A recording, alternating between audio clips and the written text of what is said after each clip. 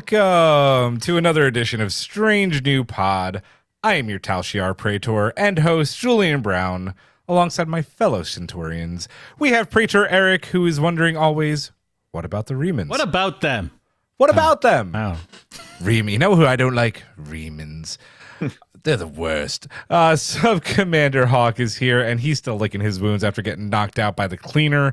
And, of course, Romulan Commander Giraffe is here, who I believe just bought some new material for some Romulan cosplays. Yes? Yes? Yep, absolutely. All the lever. Getting back to the grind. I like it. Oh, yeah. I have no idea I'm going to do that, but I have the base. Jeff Goldblum would say, life cosplay finds a way. Finds a way. Way, indeed. Jolan True, guys. How we doing? Good? Ready for a break. Eric's eating seaweed. He's happy. Chocolate It's now. all good. Chocolate now. The seaweed is Sugar-free good. And chocolate.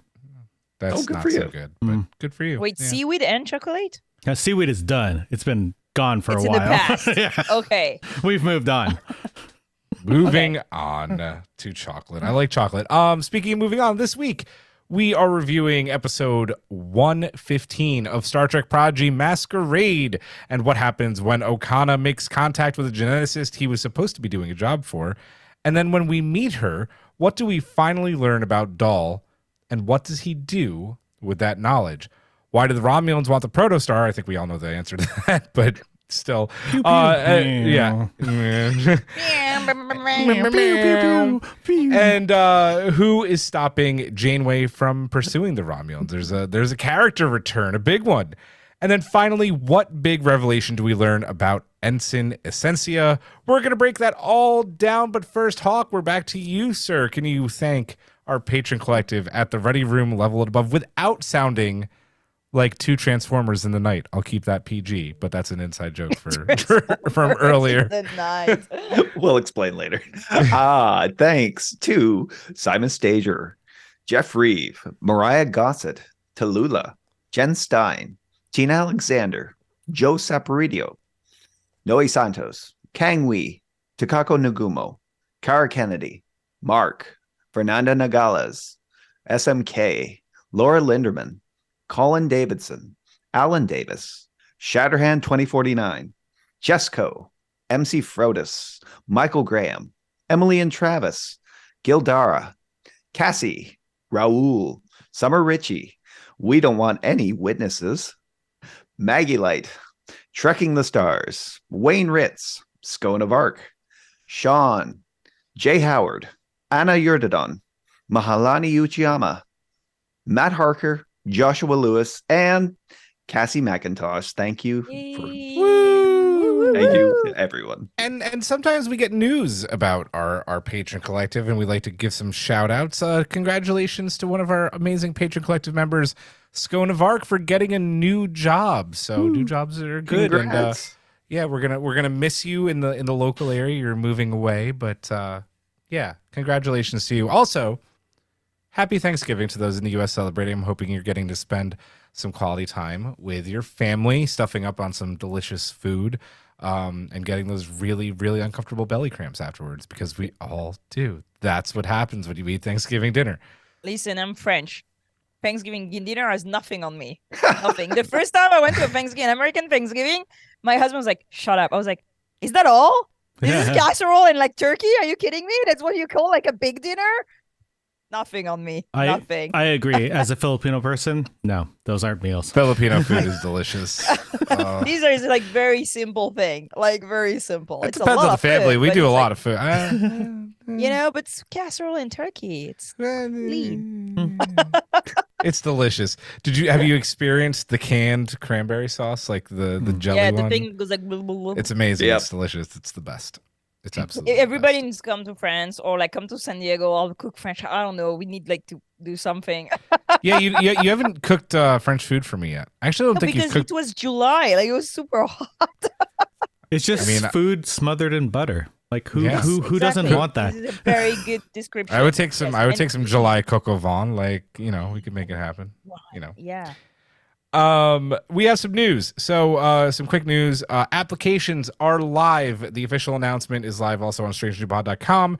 Captain Picard Week 2 is returning. If you would like to take part in our second ever podcast festival, we would love to have you. We already actually have some, was not expecting it. Well, we have 3 announced, and then we already have like a bunch of applications. And we only have so much room. So we're going to have to pick and choose, but get your application in. Yeah. Jurassic getting ready to make all the schedules for that. We can't wait for Captain Picard Week 2. We're giving you plenty of time because it's Thanksgiving time. It's going to be Christmas, then New Year's, then all of a sudden Picard Season 3. Hopefully it's good. We'll be around, and we'll be reviewing that. What do you got, Giraffe? I have more news for the patrons. Yay! Yay, more news. Yeah, we're going to do a quarterly table read in January because December is always a bit complicated. Yes. And that is going to be a very special table read. It's a surprise, but we are working with certain people from the show to make this table read happen. Yes. So wet your chops at that one, or lick your chops, not wet your chops. Lick your chops. Lick your chops. That's the one. Oh, wet your chops also works. Oh, yeah, it does. Yeah, okay. it does. Yeah, all right. I have no idea what it means. Wet your whistle. Yeah, sure, I whatever. don't know. Wet your whistle. That's the one. Okay. We're mixing else? metaphors on this show. There's now. lots of moist things happening. That's moist. So yeah, our quarterly table read will be in January.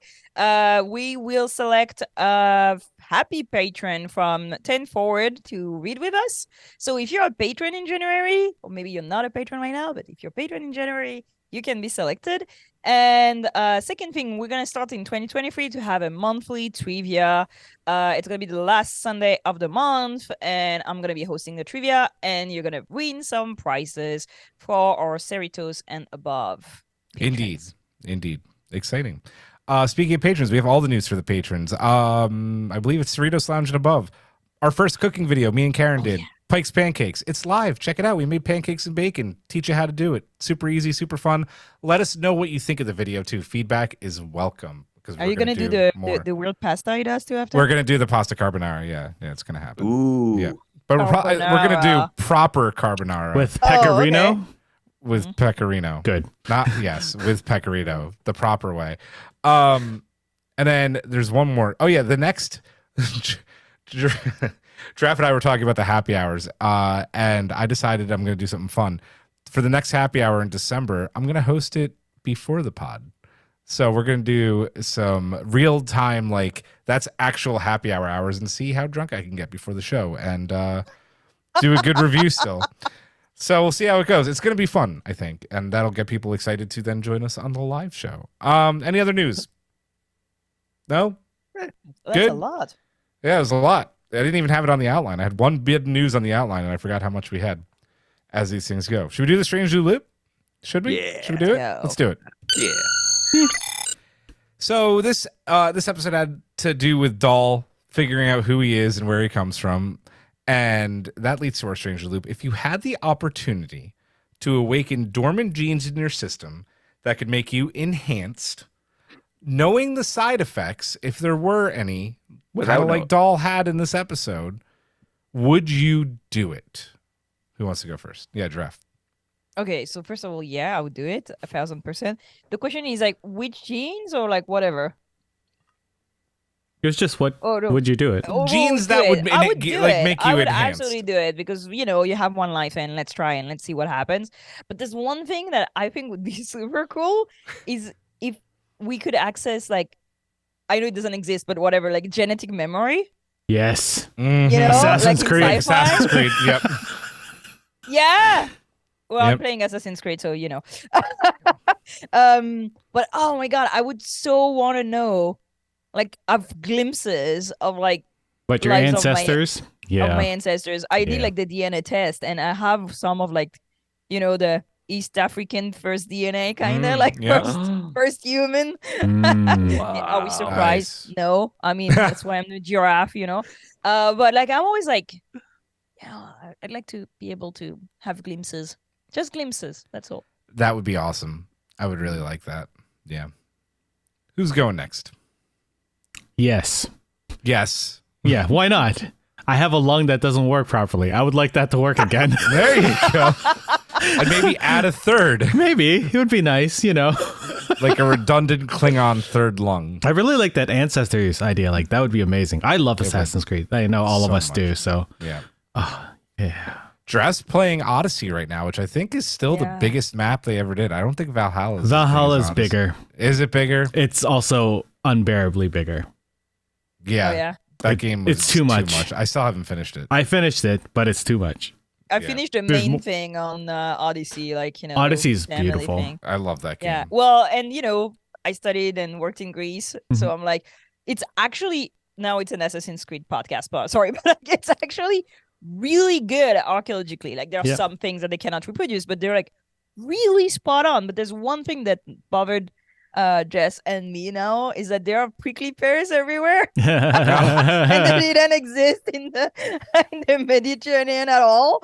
But archaeologically speaking, it's really good. Have you seen the educational thing that they did for it? Oh, it's beautiful. Yeah.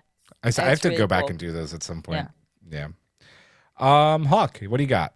Yeah, I think I don't know. I might go for it. I mean, the argument about awakening those genetic memory markers and that is kind of convincing. Made me think of that movie Lucy.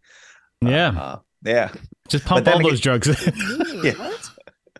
Scarlett Johansson, right? Yeah. Or is that... Yeah.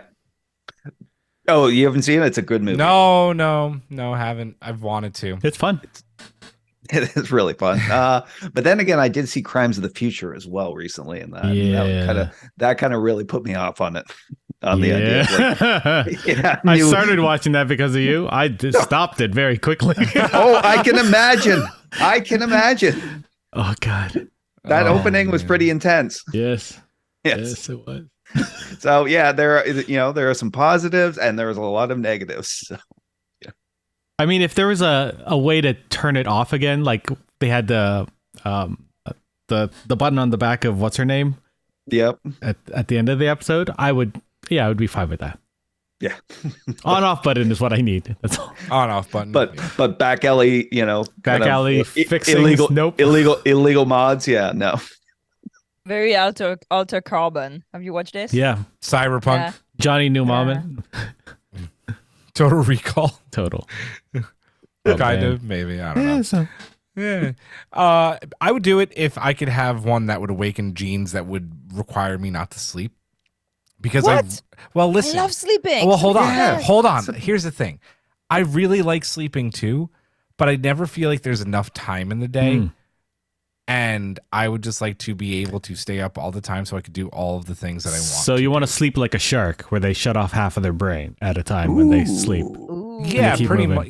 Yeah, I think so. But I'd also like to be functional. Like they are functional. Yeah, they're still going, but they swim sleep. Right, okay. It sounds really. I feel like I knew that, but then didn't know that. But now I know. I used to watch a lot of Shark Week. Yeah, Shark Week. Yeah, no. And again, I think you guys bring up a good point. Like an on-off switch would be nice. So it's like, oh man, I miss napping, where I could just turn it off. Hit the pillow. This would be great. But I would like to just be able to go, and not have to worry about being tired.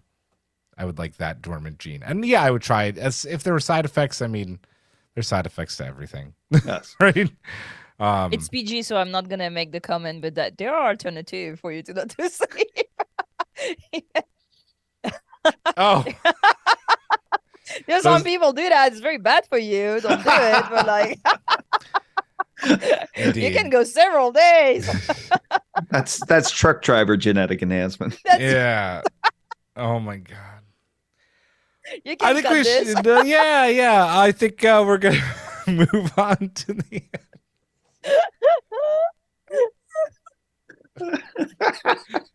Oh, just one little movement with a finger says everything. I love it. Let's get to our review of episode 115 of Star Trek Prodigy. That is Masquerade. Our order tonight's going to go Eric, Giraffe, Hawk, followed by me. Let's get into the ship and the crew and the fabulous Okana. Still there. Making port, and also Dahl's big discovery. So as the crew go deeper into the neutral zone, Okana suggests that they make port at Noble Isle, an outpost and city that is kind of ripe with the shady type of characters that Okana, keeps company now with, I guess. There, on Noble Isle, they meet Dr. Torgo, who I guess Okana had a contract with, and very Han Solo lost all of the cargo. But no Boba Fett to threaten Okana there. Han Solo dumped that cargo. He didn't lose it. He did. Yeah. That's true. He did dump it. So Torgo's immediately fascinated with Dahl, and I'll just say now, once again, Giraffe was right. Oh my God. Did I want to be right? No, but no. that's the burden I've been blessed with. That's how it is. This is not a good one to be right on. And we learn that Dahl is the product of genetic augmentation by none other than proteges of the Sungs. Eric Specifically Sung. Eric Sung. Sorry, song. It's the guy from the Enterprise, right? From Yeah. Enterprise. Yeah. What Eric Sung. a shock.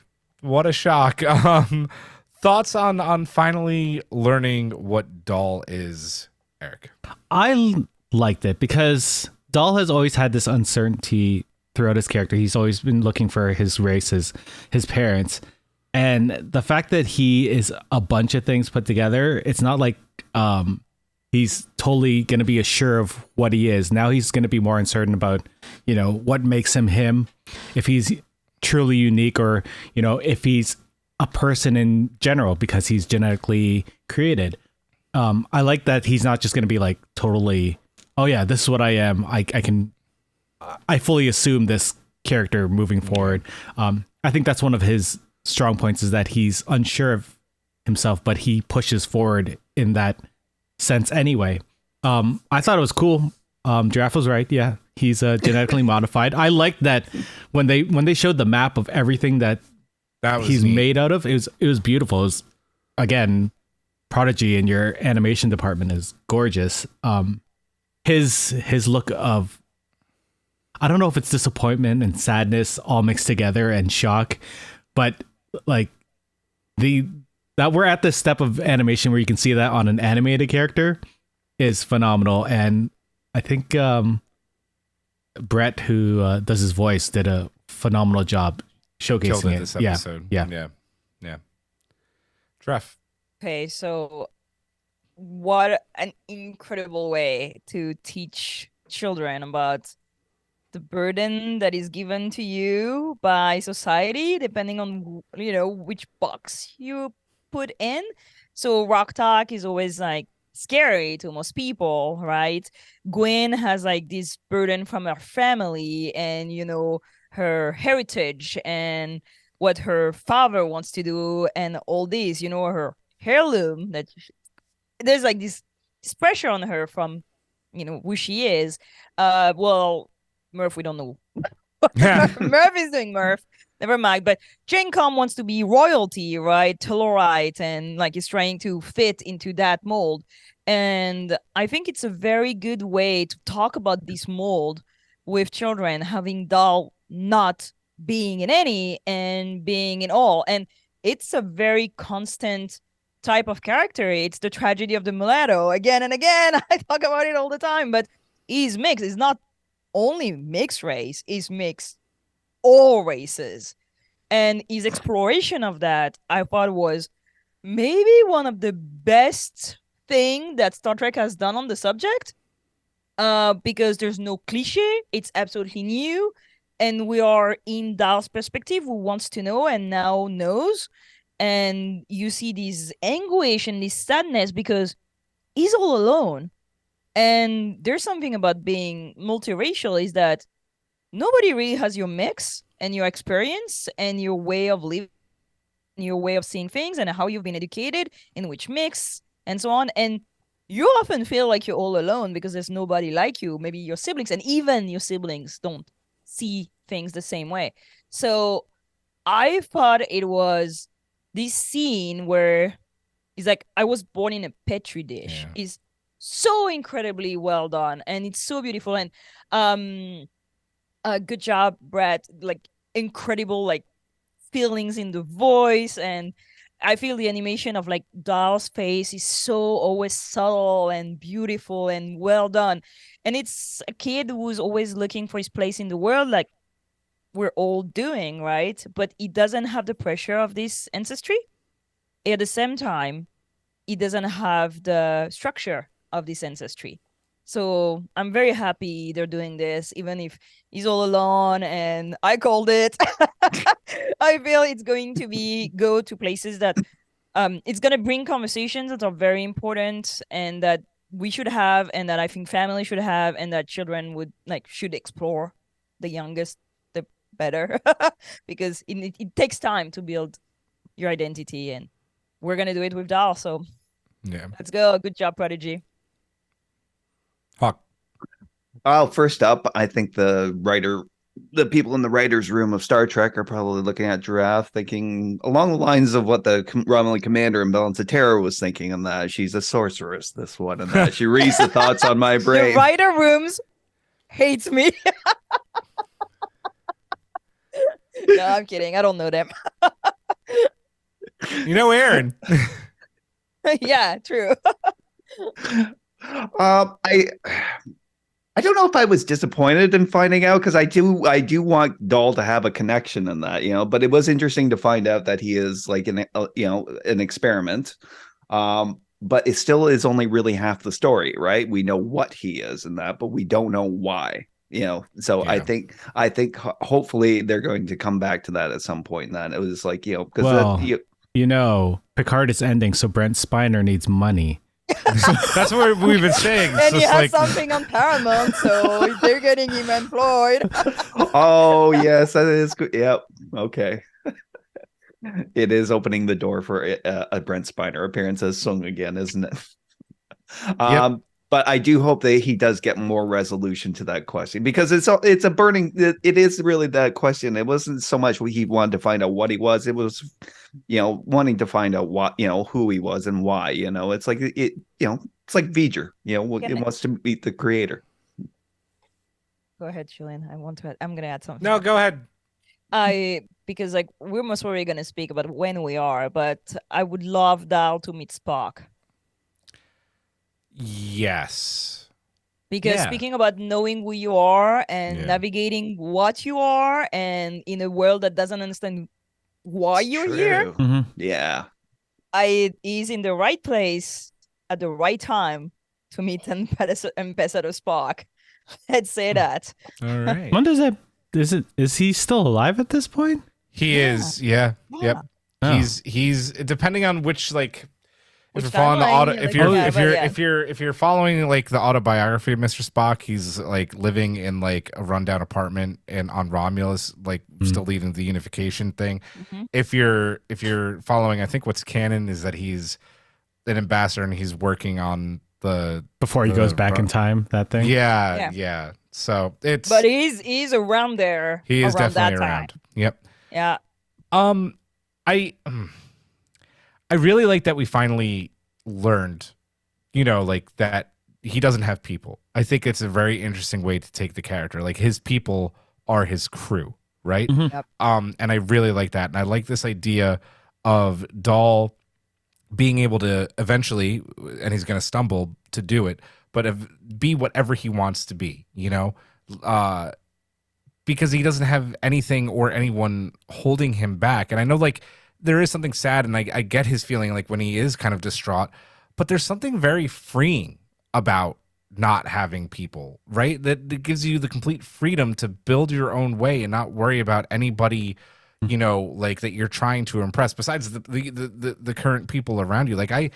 I sometimes wish that I could have the freedom of not having family and just being able to build my own way, because you always think about what they think about you, and this is a very freeing thing for him. At the same time, it's super depressing, because I think he did want to have a family, and it's definitely sad, but I think it is going to make him a stronger character. I think in this episode he's going to make some mistakes with it, but I think it's going to make him stronger. I don't go ahead. Oh, I was just gonna say, when Kateri asks about her aunts and uncles, and they're like, "Why is this person an aunt?" I was like, "These are our friends that we choose as our family. They're our family. as much as blood, sometimes even more, right? Because the family you choose is often closer. Exactly. So Yeah. I like that Dahl is headed towards this. He may not have realized it yet, and there might be the inkling of it, but it's probably going to be part of his story moving forward. Yeah, but he's missing a culture too. Yeah, He is. yeah, Only for sure, for sure. family, It's only like not having any history, any people, any Mhm. anything to grasp on and Yeah. try to live by. Whereas culture Yeah. is all of it. Yeah. Yeah, which is He lived with Ferengi for a long time, so he's got a little bit of Ferengi culture. He's got Starfleet culture now because he's been kind of groomed. Groom's kind of a bad word, but Yeah. he has in a way educated by Janeway. It doesn't like absolutely kill me that it's Sung. I wish that it was maybe something else for once, but I'm not gonna like lose sleep over it being like him being a thing of Sung because I think it connects more to episode when the show came back in 111 where like report to Starfleet. Like Starfleet has some kind of vested interest too, so I don't think that we're quite done with his story, so it leaves it open, and that's interesting. it makes him like one of the kids that Sung has in Enterprise in season 4, no? He's the work of Arik Sung, and Arik Sung is the one in Enterprise. But that's like, so did much he, like- earlier. Yeah, but was he dormant? Like, I don't like the know. one we see in Botany Bay? Like, was he... Like, Well, I want to know how. And how does he end up on Tars Lamora too? Like, what happened? Well, we know he's a product of a disciple of Sung and that. So this Oh, a could disciple? be, Oh. yeah. Obviously, we're gonna find out, I'm sure, later down the line, like what exactly Starfleet's interested is in this too. But I like it. I like that we finally got some information about Dahl. Again, if it could have been anybody but Sung, that would have been nice. But I'll live with it. Part of what we'll learn, we've kind of talked about this a little bit though, is that Dahl has genes from multiple races throughout Star Trek. We're talking about Klingons, Andorians, Vulcans, so many more spliced Organian. into Organians spliced in. That's a big one too, because that's god level shit. Oh, that's god level crap. Many more just like splice into his DNA. So Torgo offers him a chance to activate all those dormant genes via a quick procedure, and then he decides to go behind his back of his friends who tell him, don't do this, it's not the right thing to do. So what do we think of his decision to do it? All kind of because he was a bit jealous of Okana and wanted to be better. Eric. Not surprised. Yeah. You asked us earlier if we would do it, and we all were like, yes. I mean, Yes, bring it on. why not? Like, and we did see that long monologue at the beginning of the episode where he was unsure and he was like a little bit jealous of. He literally dreams of airlocking Okana. Yeah, like, Okana airlocking himself. Oh yeah, that's right. Yeah. Because he is an idiot. Let's be honest. But I don't blame him. I would have too. Because could you imagine like someone who is lost without anything and he wants to experience all of his everything that he's part of? Yeah, I mean, I don't blame him. Personally, I would have done the same. Yeah. Plus, if I was jealous of Okana, yeah, damn. I almost said a swear word. F him. Damn's all right. Damn's fine. No, I said the F one. Oh, did you? I missed it. Yeah, it's All cool. right. It's cool. It's cool. Yeah, I mean, and he's a teenager. And he's got no authority. Who doesn't figures want to besides Janeway, experiment? right? Yeah. Yeah. I mean, like getting we've your all first been tattoo. teenager. You try stuff, and then when you're adult, you're like, why did I do that? Yeah, absolutely. It's totally normal. And I do think too, Janeway tells him, if it's good, too good to be true, then it is. Like, and he falls for it. It's like when they arrive and they're like all these like free cloud advertisement. I mean, that's the dream for a kid, and yeah, It's literally like letting a kid loose in Vegas, right? Yeah, and the other thing is like if you introduce a gun, you need to use the gun. Mhm. Yeah. So they introduce a geneticist and like a handy button that makes you like superhuman or whatever. Yeah, somebody has to use it, and it's gonna be Dahl for sure. Keep going. I just got to grab a tissue. Oh, I'm up next. Yeah. Yeah. Fuck. I can see it. I mean, part of me was so hoping he had just listened to Janeway because it was like, oh, nice. listen to he's quoting Janeway. He's finally listening. I mean, you if know. Pinocchio doesn't listen to Jiminy Cricket and goes to Pleasure Island, I think it was Pleasure Island. I don't think of that. Whatever that little island with all the root with all beer, the root beer and stuff. Yeah. I don't remember that movie at all. At all. Oh, it's when they turn into donkeys. Yeah, that trailer was so frightening when I was a kid. Oh, Is that a metaphor? Yes, they were jackasses. yeah, they were being bad kids and that, and they were having a good time of their lives and that, and all of a sudden it's like, you know, everything started to go haywire. And they all turned into asses. And yeah, I get it. He was jealous of Okana, and he was at a really low point, feeling like, you know, he's, you know, oh, I'm just an experiment. I was born in a petri dish and that, you know, it's like it was a weird crossroads for him to be at and that. So yeah, it was kind of the perfect opportunity. It's like, well, if you know, I don't come from anywhere in that, why not? You know, like I can just, you know, I can remake myself. And he has always struggled like finding authority and a place to in the crew because he has no specialty like compared to the others. I know. So yeah, activating that, maybe like giving himself an edge. Exactly. And again, that was all brought on by, you know, with that jealousy over Okana, which he shouldn't have been jealous over. No, It's normal. Like it's the young salt and boys pepper are, like, and the eye patch, man.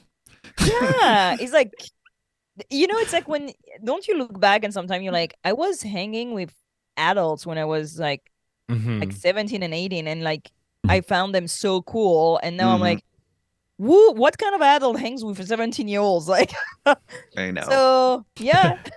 It reminded but, like, me- you know, it's true, right? no, but it reminded me of a little bit, even though they were both, I don't know, I guess Thor's like thousands of years old, but like the Thor Star-Lord rivalry on the, you know, on what's the name of his ship? The Milano. Yeah. You know, it's like Thor's sexy and cool and has a magic hammer and is a god, and Star-Lord is the doll in that situation, right? He's a human who's got thruster boots and some cool guns, right? He's also a god, as we learn later on, but that's besides the point. So yeah, like I get being jealous. You know, as we were talking last week about tropes that we don't like, this is a trope that's very like realistic for kids, right? It works perfectly. And while maybe it's a little bit disappointing, like I definitely remember the first time I watched it being like, oh man, like really you're gonna do it? I felt feeling disappointed, but like, yeah, we all would do it. We would all make the same decision. I made dumb decisions like that when I was a kid. So I get it. I think, and listen, when we make mistakes as dumb kids, we learn lessons, and we, you know, and Dahl certainly learns his lessons, in this episode. So, yeah, God, he started gooping. Yeah. Gooping. He was like, okay, I'm done. So And the third arm might have come out of somewhere. somewhere. So, like at one point, he literally had ridges, Andorian antennae, and Vulcan ears. So Yeah. it was Yeah. like, all right, I think I'm done. By the with way, I really want a screenshot of like the map, because you see some Ferengi, you see like a lot of different flags. I'd like to have like a real like high definition of all this to be able to read it. this. Yeah. Let's move on to the Tal Shiar angle, and also the thorn in Janeway's side. Of course, Janeway wants to pursue Dahl and the kids on the Protostar into the neutral zone, but she is ordered not to by none other than Mr. Delta Shift himself, Admiral Jellicoe. And for all intents and purposes here, guys, Jellicoe is right in telling Janeway no. Like you can't go, because it's a dicey situation. We know, because of where the timeline is, that the Federation and the Romulan Star Empire have a very dicey peace and treaty because of the impending supernova. What do we think about Jellicoe's return and Janeway's reaction to him, Eric? He was 100% right. Like Yeah. everything he said, I was sitting there watching. I was like, but I don't like you. Why am I agreeing with everything you're saying? Yeah, she does feel like, it feels like she's emotionally compromised, especially with Chakotay's relationship with that ship. So the fact that he doesn't want this ship to fall into Romulan hands, like everything he said made sense. and it's what an admiral, like a good admiral, would have done. So part of me is thinking, what happened since then? Like maybe he, I don't know, got nicer, but he's definitely smart. Like, well, he's still hard, right? Yeah. Like he's still that's the thing about Jellicoe. Jellicoe was never like a bad guy or a villain No, or even a bad admiral or a bad captain. fair. He just was a much different, stricter kind of captain who did make a couple of bad decisions, but was never actually wrong. And it's the right admiral to stand up to Janeway, because I can't picture many people being that hard on her. Like they just be like, well, I understand, but but he's like, no, you know what? You have to do this because it's the right thing to do. Or not in those words, but I can't see many people that would, put their foot down in Janeway's, Well, Right. and I'm happy you said that, right? Because it is very important to have someone give Janeway an order like that, because the one thing throughout Voyager that we know about Janeway is that out of all the captains that we've seen on Star Trek, she follows orders and the Prime Directive more than any of them. So to have, as best as she could with her circumstances, and like could have broken a lot more rules than she did and didn't because she wanted to follow that Starfleet code. So that was another reminder that Janeway is not a loose cannon. She rarely disobeys orders, and she didn't in this. She didn't like it. So, Jeff, what do you think? Yeah, so isn't he the guy who put Deanna Troy in a uniform? Yes. Yeah. So we like him. Yeah. Yes. yeah, that's her. No? Yeah. I mean, he was super right. What really interested me is this question about treaties, because Tysus, thank you. Tysus speak about the treaty too in the previous episode, and I'm like, this can only be the treaty about the supernova. Like when they learn about, and read Second Self again, I say that every single episode, but like this moment when Starfleet realize that the supernova is going to happen because the Romulans are talking about it, and they use that to be able to have a peace treaty, which is kind of like okay. But these negotiations are incredibly important, because they're gonna try to save the Romulans, but they want peace, they want a treaty, and that's super important. So it makes sense. Like you're not gonna risk all this for one ship, but yeah, don't give them the ship. Shoot the ship. No, it's the Tal down Shiar. right You still away. don't give it to him, right? No. Even you the fact that they're waiting is mind-boggling to me. Like, you should destroy that ship now. I'm very surprised that they're like, but there are 4 kids. Like, shoot the kids. Like, don't give that to the Romulans. Are you kidding me? This is like one of their most I want to know what the hell is going on. It's listen. You they just said let- shoot the kids. should the okay. This is an incredibly important. They're laughing. This is an incredibly important drive, right? And they know there's something wrong with the ship, even if they don't know what it is. They know there's a weapon in the ship. They know that much. Something that absolutely destroy one of their relay station. And right now they're playing like cat and mouse with the Tal Shiar, Who have Because a head start because they're there and have infiltrated the neutral zone. because there are they 4 can. kids in a ship. Like this Starfleet usually don't have that much problems being, I guess this is what it is, because they let like full planets die very often because Prime Directive, or oh, we can't intervene, or like they don't have a lot. And where's Section 31? That's a job for Section 41. Like, why is the Dauntless waiting over there? Like, literally, if that happens, if there's like that kind of an asset in the hands of these kind of people, because the Romulans are insane, you send Section 31, or you should shoot down the thing. And too bad for collateral damage, because let's be honest, the collateral damage that the Romans can do with this is way bigger. My headcanon is that Tendi was on standby. I'm pretty sure we already had Section 31 there. I don't know if you saw Murph at the end of this episode. Oh, I know. Oh, Murph. But I'm very surprised that they just tell them to wait. Like, that's not usually how Starfleet deals with anything Romulan. It's just like, shoot down the ship, Yeah. blow it up. Yeah. No, it's a great point. It really is. No, I I agree. mean, you can. Sorry, And they if I almost shocked do, to be people. fair. You know No- what? You know what I wanted to say. I didn't want to say. I was just messing with you. It was fun. They do eventually try to do it. I mean, they still should have probably gone through with it, but The moment they're not on board anymore, shoot down the ship. Don't let the Jankum was Romans on board. No, it's true. And Zero. and zero. And zero. But there's a bunch of Romulan in it. Like, you don't know what they've done. They say, like, oh, we need the captain, but we don't know what they've done. Like, there are many things they can do without needing the captain. Come on. It's the Roman Star Empire. They have a lead advance on anything. Like, and they want ships, too. And they want drives because they're trying to save everybody and get away from the supernova. It's really a weird decision to me. I mean, it's a good decision, but it's a weird decision. Hawk. Yeah, the return of Jellicoe. Yeah, it was surprising.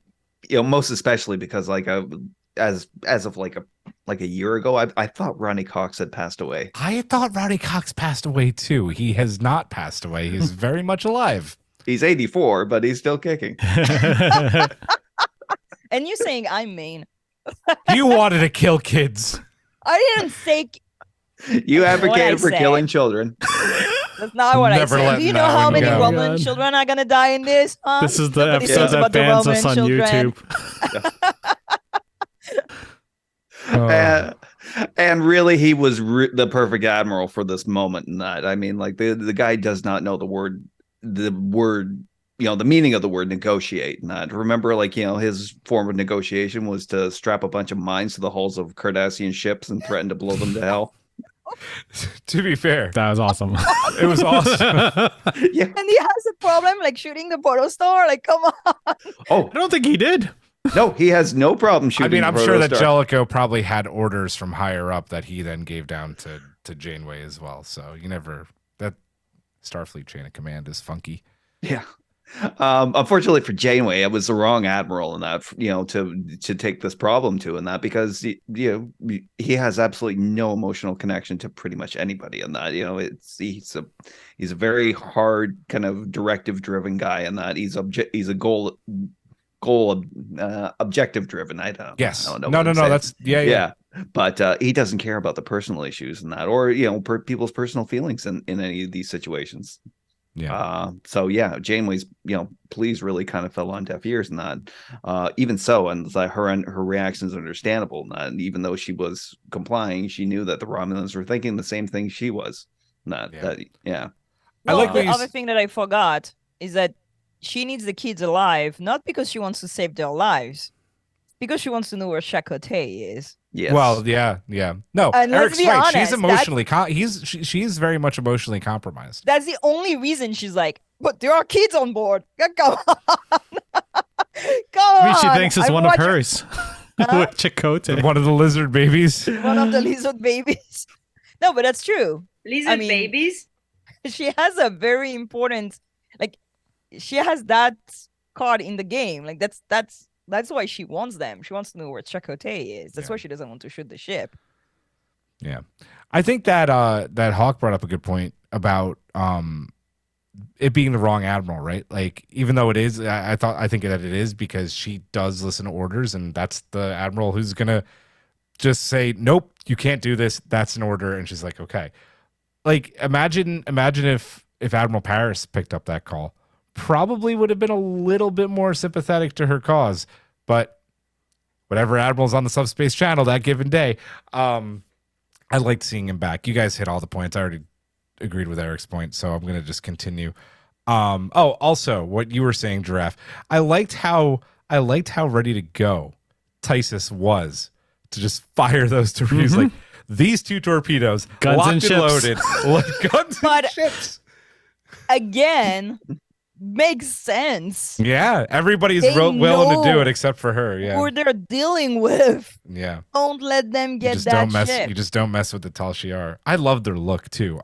Speaking of them, they do infiltrate the Protostar, only to find that we've kind of already discussed this, that they need Dahl to unlock the ship command functions. What did we think about the whole Tal Shiar hunt? The fight with crazy, Klingoned out Dahl and Murph doing some Section 31 crap, like Eric said. And it almost does lead to the destruction of the Protostar, Eric. I loved this. I loved the chase. I loved all the action. Watching my kids during this sequence was so much fun because they had a blast, especially when Murph decided to become, I don't know, Mr. Fantastic and just like stretch out and beat everyone down. The Dahl fight section felt like it was out of the Matrix, and it was amazing. I love space elevators, so the fact that they got to do a fight on the space elevator was super cool. I thumbs up. I love that sequence. It was great. The what they called it, the zero grav suit or something like Yeah, that. yeah. So cool. Anything that had to do with the Tal Shiar was just they looked like amazing. their uniform are so absolutely insanely cool, and I like the fact that they have like that Picard like look with the helmet that we see in season 1, linking even more to everything. I love how ruthless they are. Like the weapons were so cool, like that kind of like, I don't know, what was that, like they were right out of they were right out of season 1 of Picard. Yeah, exactly. The like that weapons. giant, beautiful, like disruptor rifle was. Yeah. And I know it's bad because they're trying to kill the heroes, but I was like, I know. They look so cool. And I'm still baffled that they just took down like 5 Tal Shiar agent like this. Like Dahl with some kicks, right? Yeah. He's the chosen one. Yeah. Like they avoid torpedoes, they avoid Janeway just like, blasting them, they avoid the Tal Shiar. I'm like, that's a lot of luck. That's a lot of luck. But I don't know, that was skill at that point, right? With all of the from Dahl's end, Dahl. Yeah. Oh yeah. Except when they're on the elevator and he's I do think that scooping. I do think that they went in being like, oh, we're just gonna murder some people. It's gonna some be children. easy. Some children. It's true. Easy targets for them, I guess. But yeah, they go in like, oh, it's easy. And it's interesting to see too the difference of treatment. Like when Janeway's like, you avoided to tell us that there were children, and she still shoot their drive, torpedo. But like everybody's just like, bunch of children, we can take them down. And they end up basically like disabling and throwing into space a bunch of Tal Shiar agents that are armed when they are not. Everybody, like when Dahl is like, I suppose nobody thought of packing a phaser. I thought that was hilarious. Yeah. That was so fun. And Okana is just like, yeah, absolutely not. Out. Goodbye. I mean, there he is. True colors. Yeah. Yeah. But like, the scene was incredible. And again, it looks so cool. It looks so cool. Hawks. Yeah, this was definitely the highlight of the episode. First up, we have to talk about Okana and that just being Okana. Failing. He bails. He'd learned nothing from that, from Picard and TNG and all that, for so many years ago. He just bails. So it's like, okay, well, Starfleet started paying him big latinum to DJ freaking parties. Got cocky again. The Dahl fight was great. And the whole elevator thing. Murph was awesome. I'm surprised nobody has kind of, shouted out like, the similarity between him and a changeling fighting. Oh, yeah. Oh, nice. Yes. Yeah.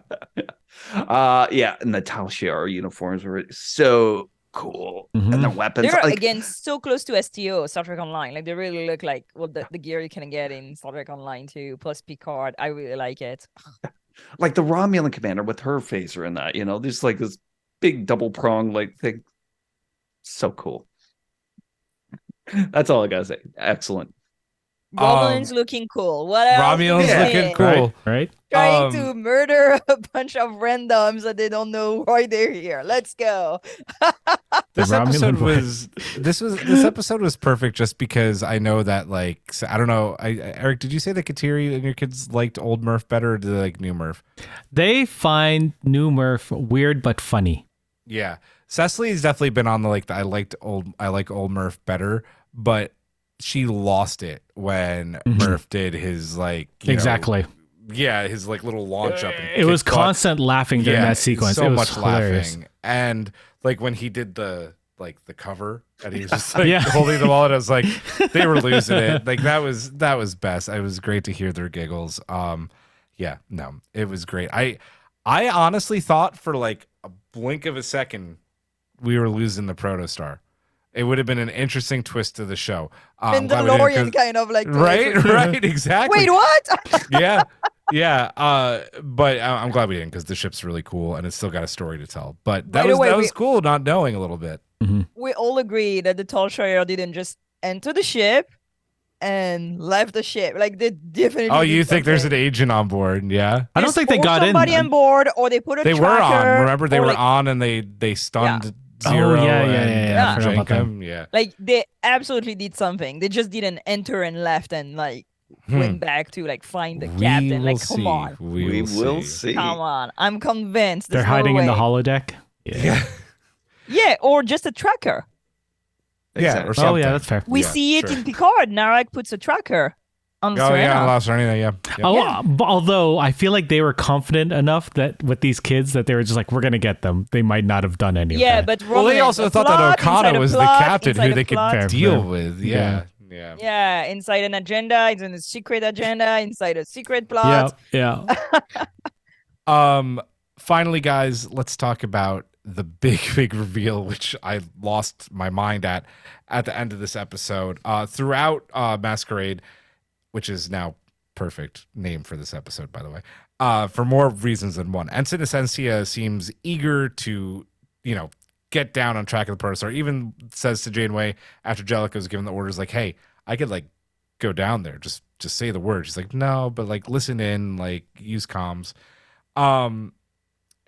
After Janeway fires the torpedoes to attempt to disable the Protostar, she seems fed up, right? She leaves the bridge. And then that's when what's going on?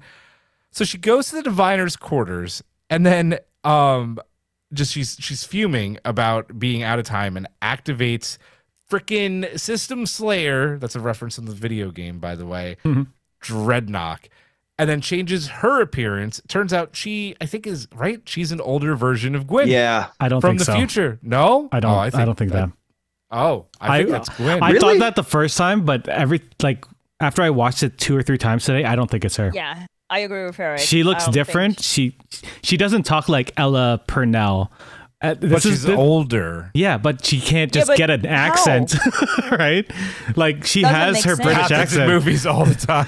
She. This is the bad place. Jamila Jamil is the bad place at this point. That's true. I don't think Yep. it's. I don't think it's her. Okay. So she's anyway, she's another one of what are the Valdecat? The Right. Valdecat. Yeah, Valdecat. Valdecat, who has also been sent back in time to track down the Protostar and go undercover. Thoughts on this twist? Eric? So after the second or third time I watched it, and I was like, okay, this can't be her. It can't be Gwen older. Or at least I believe that. It made me think if they sent back this one person, they must have sent back multiple teams, and there might be cells all over the universe. That's amazing. I'm getting goosebumps just thinking that there are sleeper cells trying to find the Protostar. That would be amazing. And I hope it's not just this family ordeal. I hope it's their planet was imploding. So they sent out, in Solar Opposites, when they sent out those ships and they're like, you gotta go out and populate. This is what I pictured them I just doing. immediately went to Man of Steel and That too. yeah. If unless they had multiple Yeah. Supermen coming out. But I think that there's probably a bunch of people looking for the Protostar at this point, or at least trying to find a way to stop Starfleet. That's where I went to after seeing new person. I don't know if her actual name was going to be Asencia at this point. I wonder if she just assumed maybe she killed someone and then How's she took their, gonna get off of the? Yeah, she took Dauntless. Yeah. somebody's Yeah. spot. and I assume yeah. this dreadnought is a different one because the other one we saw was dead. Maybe Yeah. they're like Terminators. Dreadnought from the future. It could be like this is a line of robots and they're just all called dreadnoughts. Yeah. T-1000s. So first of all, some people had called it. Yeah, before. you were I've telling seen me. it on internet, people saying like Essentia is a Vauna card, and I was like, what? Makes no sense. Oh, no, And Karen then- was telling me. Yeah, go ahead. yeah, I saw it on Tumblr. I think some people were saying, Yeah, look, it's the same nose, like, and I was like, meh. So I don't think it's Gwen because she says you don't think you were the only one that was sent back. So I do think that there are several cells that have been sent, and Gwen was born in that timeline, right? She was not born. Yeah, she was didn't- made there, right? Yeah. She She was was cloned made from there. him or something Yeah. like that. So what? Like she went into she advanced in the future and then went back. Because like, we don't as an know adult? Like, we don't know how far in the future they're from, right? Do Right, we? No, we don't. No, Yeah. we don't. Yeah. So that means that she's like future Gwen from like 15 years in the future and then came back 15 year back to be an ensign. I don't know. I mean, I don't see how that would work. But imagine the incredible mess right now at this moment in that quadrant. You have like a supernova that's gonna blow up. Romans like everywhere doing whatever because they're panicking. It's the end of the Dominion War. You have like all like the fallout from the Dominion War with like Cardassia and like Bajor and all Mhm, this. And now you have people from the future that came back at that moment to disable Starfleet. Like, I mean, like, give me a break. That's a lot. That's a lot. I really like the twist though. It's a great. It was an amazing way cliffhanger. to end. But I have so many questions on like, so Starfleet doesn't like scan anybody apparently. Like nobody, Apparently not. no Apparently DNA, not. no nothing. I wonder if their technology is just that advanced in the future.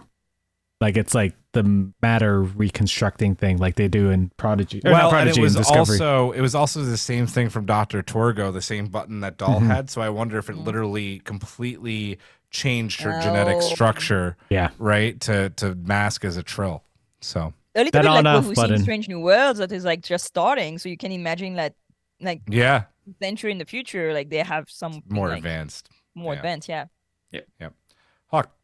Blown away by that twist, and like I don't see how anybody could have seen that coming. I think the people who are saying that they saw, oh, we saw that coming, were probably people who got a hold of the advanced copies and Yeah. that. And There were people. No, Karen was telling me there were also people in the Star Trek ship posting group on Facebook who were calling it as well. Yeah, it's Yeah. the nose, like the very weird. I mean, flat I'm nose looking with at the this forehead. picture of Gwyn, and it looks like Yeah. Essentia. It does. Like, that I have on my It's very I see similar. it. background. Yeah. So okay, it's definitely not Gwen, right? Like she was I'm gonna created be in the only one that disagrees. So wait, you think like she's born in that timeline? Then Yeah. she grew old, and she's not that old. Essentially, is not that No. much older than Gwen. So like in 10 years, Gwen was like, you know what? I'm gonna go back. I'm gonna infiltrate, and I'm gonna wait for Starfleet to know where my father is, even if I know where he is, and like hide myself among everybody to do what? Well, it's like if she had like as like time. My thinking is that something happens right on the Protostar where something goes catastrophically wrong, and I'm gonna speak about this because I Okay. think I know what it is. yeah, yeah, something goes catastrophically wrong, so she does get sent back. I don't think it's like the I'm not the only one that got sent back like that. We're all thinking that like it's these cells. I think that she knows what's happened to the Protostar in the future and has decided to come back. I do think it's Gwen. I'm gonna be the one person that says it's Gwen. I'm hoping that I get a sticker that Julian was right. I do Maybe. think it's Gwen. Um, I loved. Sorry, Hawk. Go ahead. I totally think she murdered whoever Ensign Asencia was, and that to take her place. So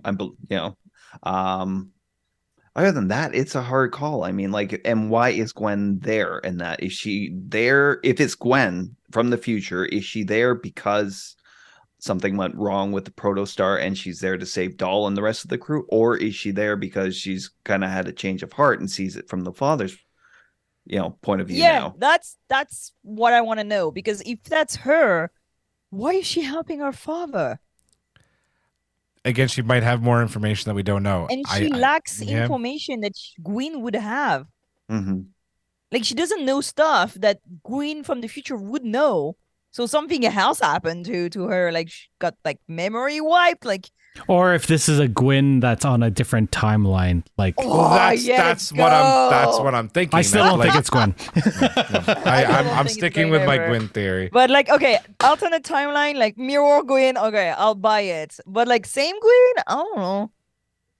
Like, she doesn't recognize Gwyn when she meets her on the ice planet. She's got to play a little dumb if it is her, right? She's I not think she's playing dumb. She's like not knowing who she is. Because he And talked if to her she about knew- Gwyn. If she right? was Gwyn, then why does she tell Gwyn, we have your father, knowing that if it's herself, that would make her run? I don't have the answers, but I think it's Gwyn. But she would have recognized a Vonnegut even if she didn't know it was Gwen. True. True. I still But think then it's Gwyn. that there are several cells thing would like.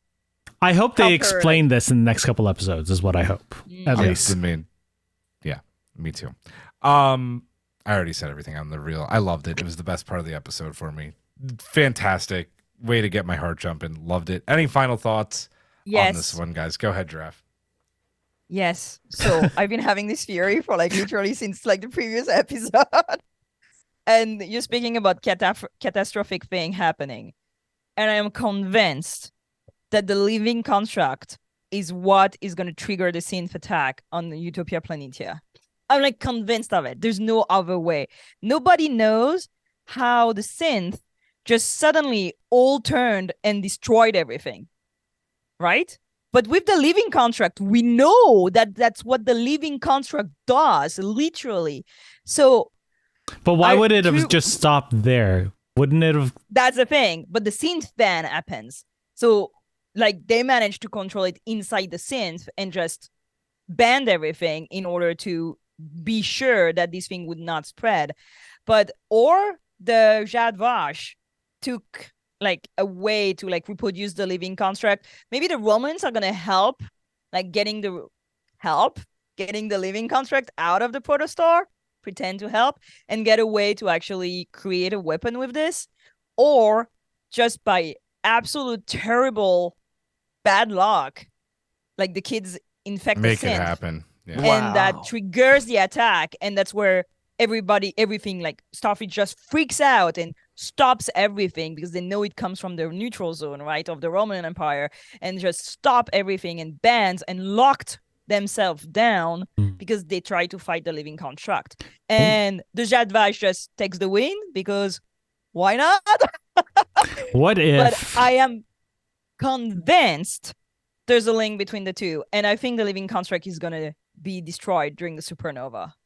Because I was gonna say, what if the living construct or them trying to manipulate it is what caused Romulus to implode on itself?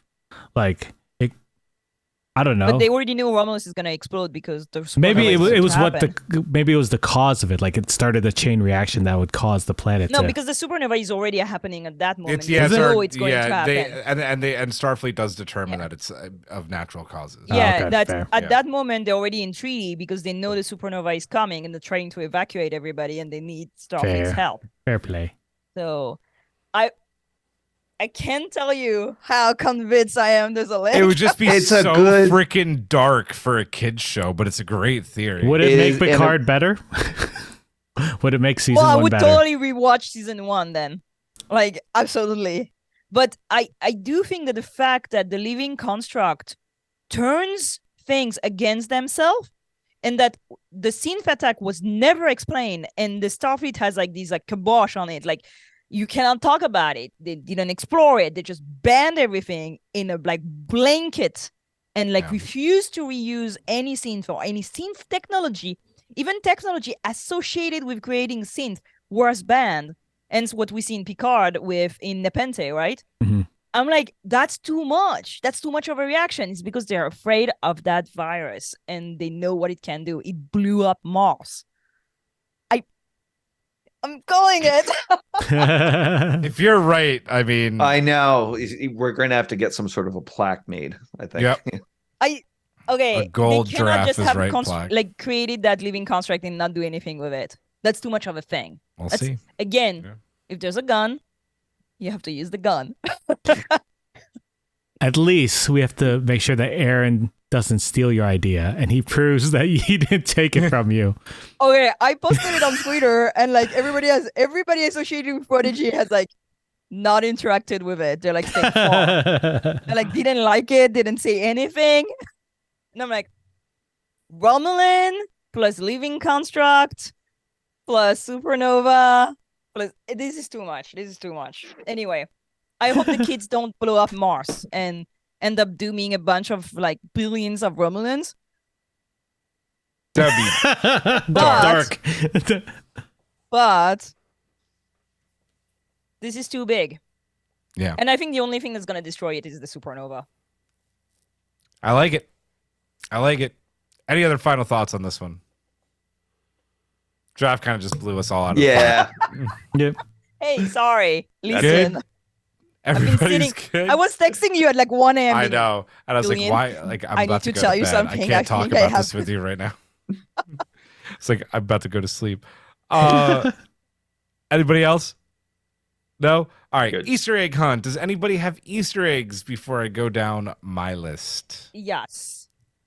If I can find my thing. Okay, question. The blue apple that he's eating. What do we think it is? I think it's a blue apple. Yep. Yeah. I don't know. I didn't know. I I don't just know. thought it- I just saw thought it was as a like blue a apple. It's a tradition apple. of weird apples But now. it, So I'm it like, did just seem wanna familiar in some way. I don't know why. know. That's the one on the picture. Yeah. Yep. I just thought it was a blue apple. The free cloud ads Yep. kinda that Yep. pops up. At one point we see the Borg alien that with the horn. It's in Yep. in the ad. So like they're like referencing themselves. Eric Sung from Enterprise, Organian from TOS, the godlike people. Well, it's proto-Organian, but whatever. And the Roman theme all the time Oh, everywhere. yep. Come There on. it is. Yep.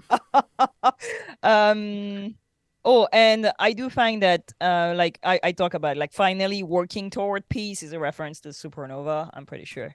Yeah. Yeah. That's all I have. Any others? No? Just all the music ones that you said. Oh, and and I the knew you were going to say elevator. that. The elevator looks again like the Kelvin verse thing, and what you call in lower decks too. So Yep. yeah. Besides the Romulan theme, there's also a lot of good Into Darkness, like throwback Kelvinverse music notes. Yeah. I really enjoyed. Janeway has a model of Voyager in her ready room. That was a nice one. Yeah, Giraffe already said talking about peace and Jellicoe mentioning it, and then we already mentioned Romulan rifles and blasters are the same as in Picard season 1. Not a lot of Easter eggs. That's a good thing sometimes. Like the show's doing its own thing. Let's rate it, guys. Out of 10 pieces of dirt that Brent Spiner has on Paramount to keep having Sungs reappear in Star Trek. Good Lord. Eric. This is I'm going to go with a 10. I really like this episode. And the ending was just I'm gonna go with a 9. I loved a lot of things. I think it's as like the fact that they just don't blow up the Protostar is too easy. I'm just, they're not going to I mean, blow up the children. Luke, blow up the damn ship. okay, I know it makes sense. I know it's good writing. I know all this, but I'm just like, these are Tal Shiar Gen. Just blow up the whole station. Just like use fire. I don't know. Yeah. Nice. I'll go 8.5 on this one. It was good. Although it left me wondering what was even the point of Okana, showing up in this. Well, It was- yeah. Yeah. Yeah. Yep. I thought it was Exactly. gonna help them with like, understanding the neutral zone or like having contacts, like Book in Discovery. Yep. It did nothing. It just bailed. He bailed. Yeah. 8. Good episode. Had some really great moments. The ending was freaking fantastic. It felt like another kind of builder episode. So I can't wait to see where the rest of the season goes. That was a really fun one. That ending, just loved it. Yeah. Anything else before we go, guys? Sleeper cells. Sleeper cells. cells. Sleeper cells is These- the answer. They are writing so much canon right now for are. that era where we basically have nothing. Nothing. Yeah. Like showing the like that moment, like a few moments before the supernova is for me, it's so cool. I just want to know where Spock is. I want them to Yeah. meet Spock. I Oh, want them to that meet would be Spock so awesome. bad. Maybe we will. That would be a nice little twist. Yeah. Well, and have Ethan Peck voice him. That would be cool. Oh, Yeah. Aw. I know. that'd be so nice. Eric, what'd you say? Oh, I said give it to Zachary Quinto. He needs some work. Yeah, that's Yeah. true. He's in the American Horror Story right now. Is he? I don't He's know. always yeah, an in American season Horror Story. 11. Yeah. Yeah. That's fair. Well, guys, that one's sorry. That's going to do it for this one. It has been a lot of fun. I will say happy Thanksgiving one more time to those celebrating in the U.S. We will see you back live next Thursday at 9:30 p.m. Eastern Time over on YouTube for a review of episode 116 of Star Trek Prodigy.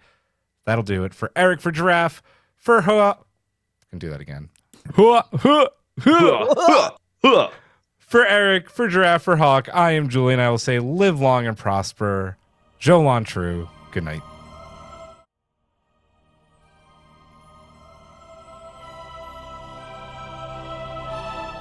Thanks for beaming into our podcast today. If you want to keep the hailing frequencies open, you can subscribe on Apple and Google Podcasts, YouTube, and Spotify. Like what you hear?